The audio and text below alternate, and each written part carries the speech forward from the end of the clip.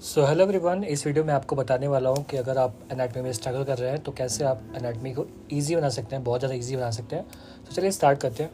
So basically पहले हम बात करें कि एनाटॉमी 4 पार्ट होते हैं। जनरल एनाटॉमी होता है, एम्ब्रियोलॉजी आती है, हिस्टोलॉजी आती है, फिर बाकी आपके सिस्टमिक आ जाते हैं।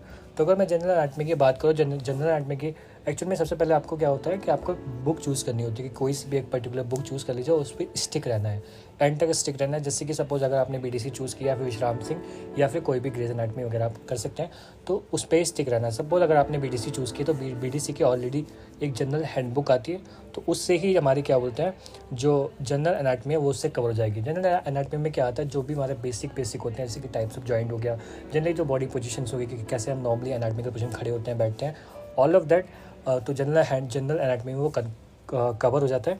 तो आप इजीली उस जो बीडीसी के हैंडबुक आते हैं उससे आप पढ़ सकते हैं।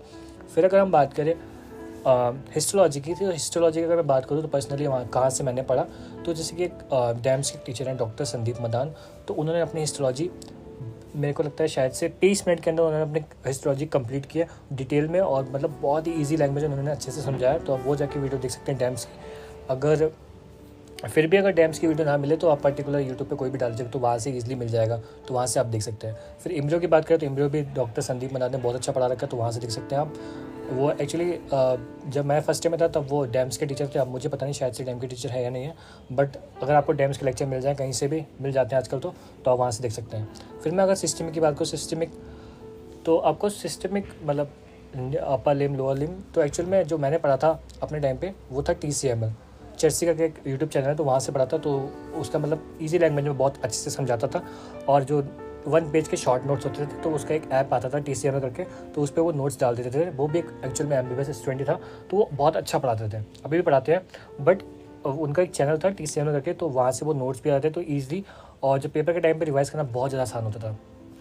तो अब बात आती है कैसे आप एनाटॉमी को आसान कर सकते हैं। तो देखिए आपको करना क्या है, एनाटॉमी में बेसिकली आपको एक सर्जन वाली फीलिंग आती है जब भी आप DH सेक्शन में जाते हैं। तो आपको क्या करना है, जो भी एनाटॉमी में जो भी BD से आप बुक पढ़ रहे हैं, विश्राम सिंह, जो भी उसमें लिखा हुआ है ना, वो आपको एक्चुअल में जाके डायसेक्शन हॉल में अपने दिखना है कि पर्टिकुलर चीज़ जो बुक में लिखी है वो यहाँ प्रेजेंट है या नहीं डायसेक्शन हॉल में। तो एक्चुअल में जब आप बुक का पढ़ के जाएंगे और फिर वहाँ जाके मैच करेंगे, दिखेंगे कि ये पर्टिकुलर सेक्शन यहाँ प्रेजेंट है और कैसा दिखता है, तो आपको एक सेंस ऑफ अचीवमेंट की फील आएगी, आपको फिर इंटरेस्ट आने लगेगा। जैसे जैसे आप ये करेंगे ना कि आपको कुछ ढूंढ रहे हैं और वो मिल रहा है वहाँ पे, तो जब ये आप पाएंगे ना, मतलब आप जब ये चीज़ करेंगे तो आपको एक अचीवमेंट वाली फीलिंग आएगी, और फिर आपको एनाटॉमी बहुत ज़्यादा ईजी लगने लगेगी।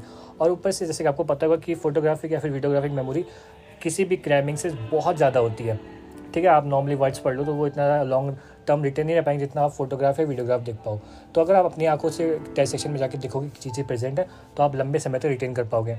और साथ ही साथ आप मल्टीपल चीज़ों को यूज़ कर सकते हैं। सपोज अगर आप रूम में BDC पढ़ रहे हैं तो आप रूम में तो डायसेक्शन नहीं करोगे, डायसेक्शन हॉल में करोगे, तो उसके लिए क्या कर सकते हैं, आप 3D ऐप का यूज़ कर सकते हैं। 3D ऐप आजकल प्ले स्टोर पे बहुत सारे आते हैं, तो आप कोई से भी चूज़ कर सकते हैं जो भी आपको अपने आप से कंफर्टेबल लगे। जैसे कि मेरे लिए 3D ऐप यार मुझको कंफर्टेबल नहीं लगता था, तो मैंने चूज़ नहीं किया। मैंने क्या करा, एटलस देखी, एटलस में बहुत आसानी से समझ आता है कि कोई भी चीज़ आप पर्टिकुलर अपर लिम्ब पढ़ रहे हैं, रेडियल नर्व पढ़ रहे हैं, तो वो कैसे कैसे ह्यूमरस से होकर बैक से जाके फिर वो थंब में जाती है, तो ईजिली आप एटलस में जाके देख सकते हैं। तो मेरे टाइम पे तो हमने तो नेटस की एटलस यूज़ की थी, तो आप भी कोई भी यूज़ कर सकते हैं जो भी आपको कंफर्टेबल लगे, जो भी अवेलेबल आपके पास या आपके सीनियर के पास। फिर इसके साथ साथ आप प्रैक्टिस बहुत ज़्यादा चाहिए होती है एनाटॉमी में। डायग्राम तो डायग्राम तो यार मेन है। अगर आप एनाटॉमी का पेपर और डायग्राम बना के ना हो तो आपके मार्क्स हमेशा कम ही आने वाले हैं, चाहे क्वेश्चन कैसा भी हो। अगर आपने डायग्राम बनाया है और आपको एक आध चीज़ें नहीं भी याद है, तो डायग्राम बनाया है तो उससे सारी चीज़ें हो जाती है, डायग्राम के मार्क्स बहुत ज़्यादा मिलते हैं। तो आपका मेनली फोकस रहना चाहिए डायग्राम पे कि डायग्राम मुझे हर क्वेश्चन में जहाँ पर ही पॉसिबल हो मुझे डायग्राम बनाना ही बनाना है। और ट्राई करें कि विश्राम सिंह या फिर हम ग्रेज एनाटॉमी वहाँ से डायग्राम बनाएं, या फिर BDC से डायग्राम बनाएं, कहीं और का कोई भी जो प्रीवियस बुक आती है उससे डायग्राम ना बनाएं।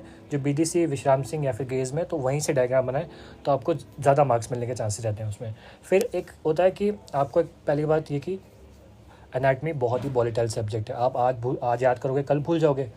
तो इस वॉलेटाइल सब्जेक्ट में आपको मेन क्या करना है, आपको रट्टा मारना है, सिर्फ रट्टा मारना है, क्रैम हर जगह आपको हर वक्त आपको याद ही करना है। इसमें कोई कॉन्सेप्ट नहीं होता, जस्ट बेसिक कॉन्सेप्ट होते हैं कि ये वाला डॉर्सल एंड है, पीछे वाला वेंट्रल एंड है। तो ये जो बेसिक है ये तो बेसिक है ही, बट ये चीज़ नहीं होने वाला ना। अब जैसे रेडियल नर्व थंब में सप्लाई करती है, ठीक है, वो रेडियल नर्व थंब में ही रहेगी, आगे जाके चेंज नहीं हो जाएगी ना। तो ये तो याद करने वाली चीज़ है, आपने ये एक्चुअल में फैक्ट वाली चीज़ है कि आपने याद कर लिया और आपको याद रहेगी।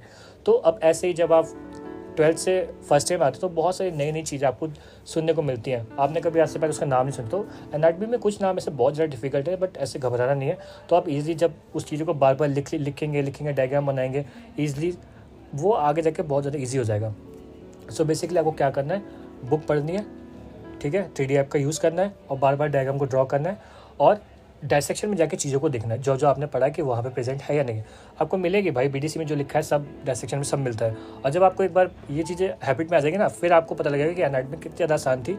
और ये चीज़ आपको स्टार्टिंग में नहीं पता लगेगी, जैसे जैसे आपका इंटरेस्ट डेवलप होगा ना वैसे वैसे आपको मज़ा आने लगेगा। फिर वैसे वैसे आपको पता लगेगा कि यार हाँ यार सच में बहुत ज़्यादा इंटरेस्टिंग थी, मैं तो फ्री में ऐसे लोड ले रखा था, मैं तो फ्री में परेशान हो रखा था, ठीक है। फिर उसके बाद आएगा कि आपको निमोनिक बना सकते हैं आप। इजी, आप क्रैम कर रहे हैं, कुछ भी चीज़ याद कर रहे हैं, तो अगर कोई चीज़ याद नहीं हो तो निमोनिक बना लो। वो तो अब सबका अपना अपना तरीका होता है, बट कंसिस्टेंसी मेन होती है कि आपको डेली 1 घंटा तो कम से कम देना ही देना है यार एनाटॉमी। मतलब अगर एक भी दिन नहीं पढ़ोगे ना तो अगले दिन भी आप कुछ ना कुछ तो गायब हो ही जाता है।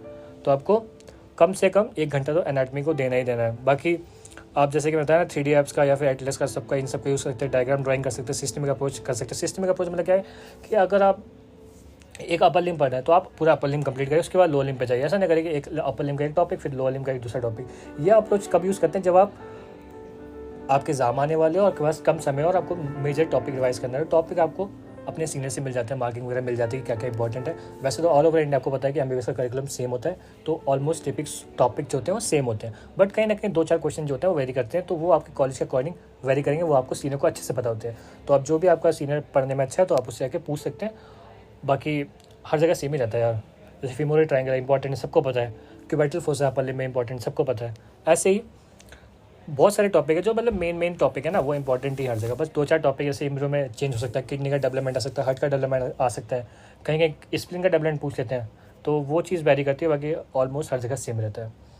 तो ये था ऑल मतलब ये था इसके एनाटॉमी के बारे में, कैसे आप इजी कर सकते हैं। तो एक्चुअल में आपको एक बुक पे स्टिक रहना पड़ेगा, कंसिस्टेंट रहना पड़ेगा, डायग्राम की ड्राइंग करनी पड़ेगी, मतलब बहुत ज़्यादा प्रैक्टिस करनी पड़ेगी। साथ ही साथ आप जो बुक में पढ़ रहे हैं उसको डायसेक्शन हॉल में जाकर देखना होगा। बस अगर आप ये 4-5 चीज़ें कर लेते हैं तो आपकी एनाटॉमी हो जाएगी बहुत ज़्यादा आसान। और एंड में रिजल्ट तो जब आप एनाटॉमी में मज़ा आ रहा है तो फिर रिजल्ट में भी मज़ा ही आएगा आपको।